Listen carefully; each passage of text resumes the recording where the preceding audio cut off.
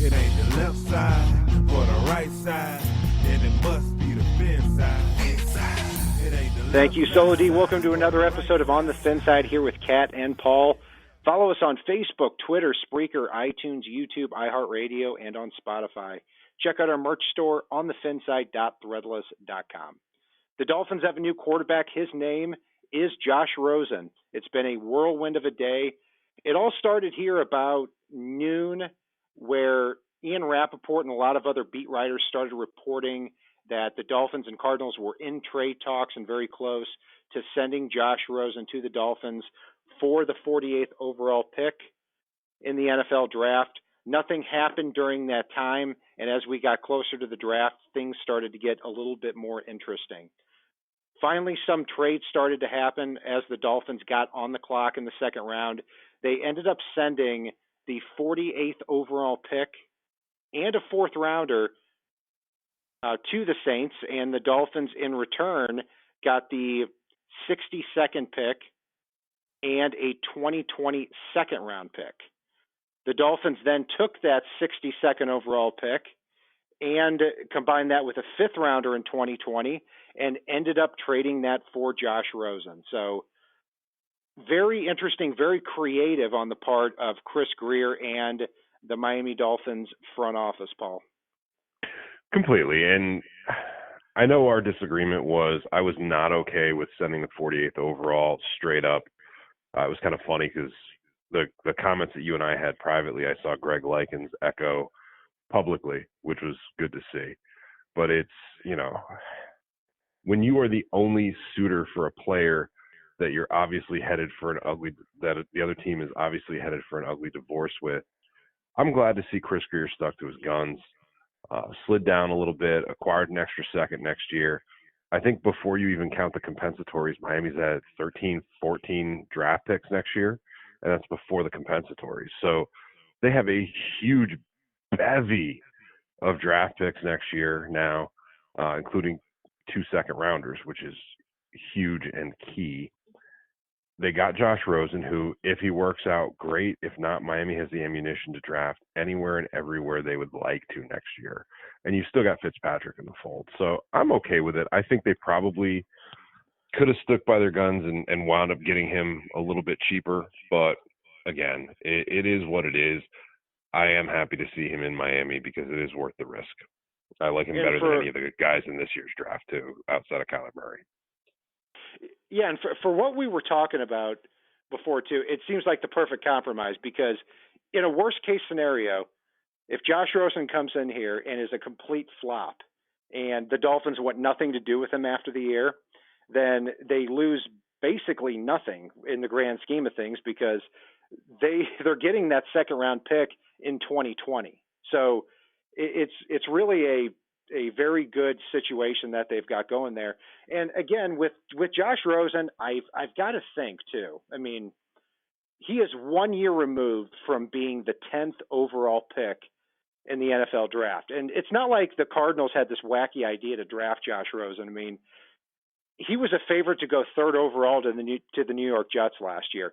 He goes to Arizona, and the offensive line, people talk about that and as if, it's not a very big deal. I mean, from the conversations I've heard usually from Dolphins fans is, he had a bad offensive line, but, a lot of quarterbacks do. No, that's not the case.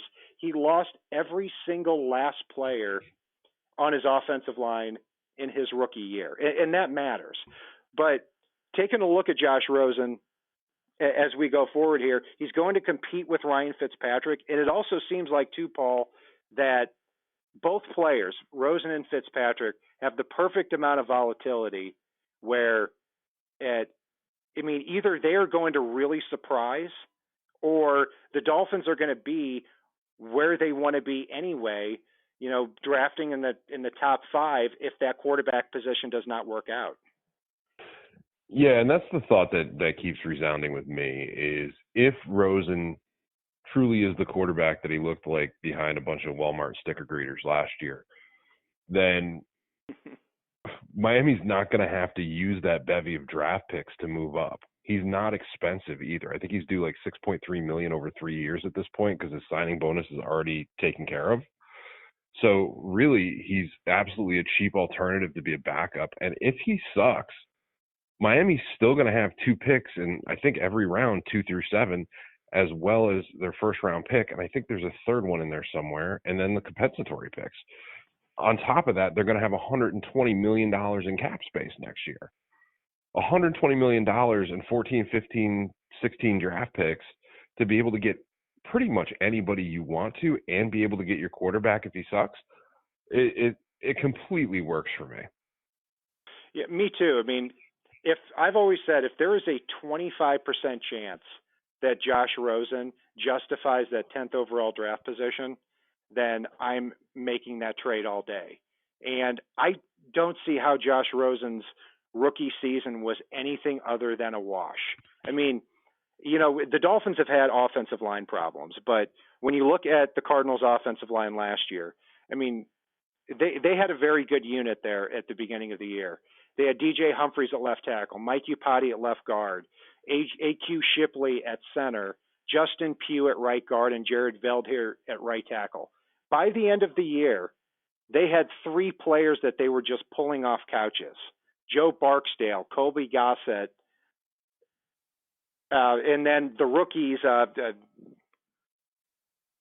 center from Michigan, Mason Cole, left tackle, Corey Cunningham from Cincinnati. But these were players that completely were not ready to play, and these were the guys expected to protect Josh Rosen. Rosen was sacked 45 times.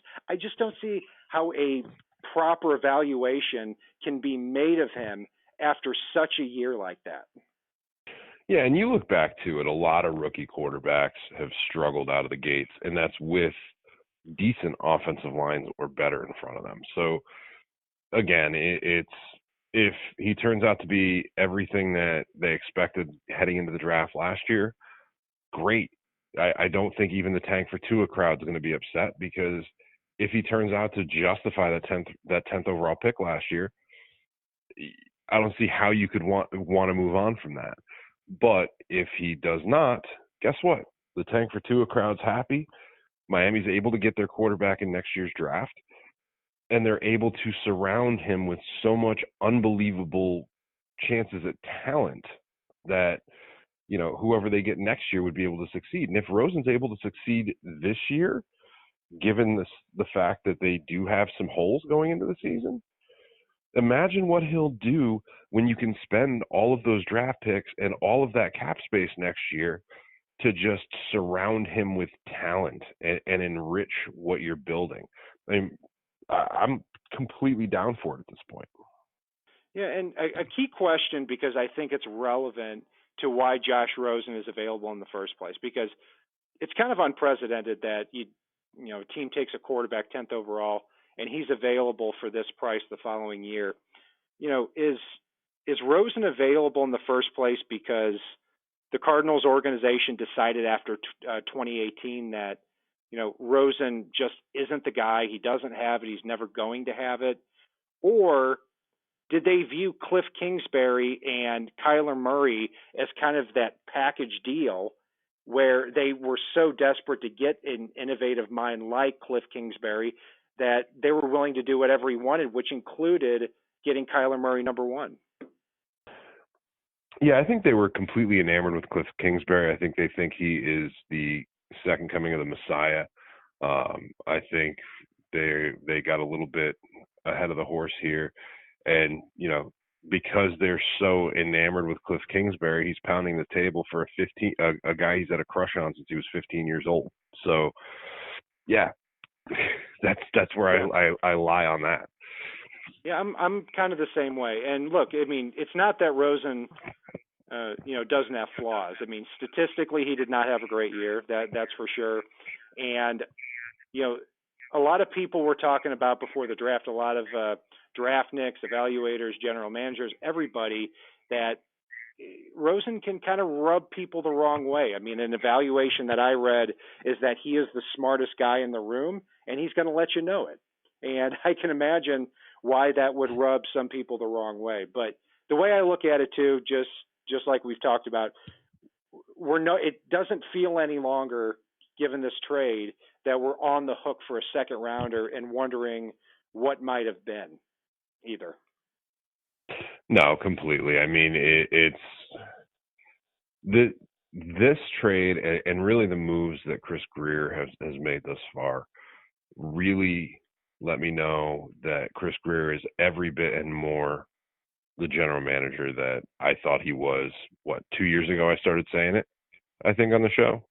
Mm-hmm. And it's I'm very happy to see Chris Greer taking the reins the way he is and with the help that he has around him. And you know what? Jim Caldwell may be a blessing in disguise for Rosen as well. So there's a lot to like here. For the first time in a while with a trade like this, I saw some forward thinking, because I can't recall the last time where the Dolphins actually acquired a future pick that was meaningful. I mean, I've been watching the draft for 22 years, and I can't recall a time that the Dolphins did that. So it's great that they're stockpiling picks here. And again, if Josh Rosen does get into the starting lineup and plays well, the Dolphins have a lot of picks next year, just like you said.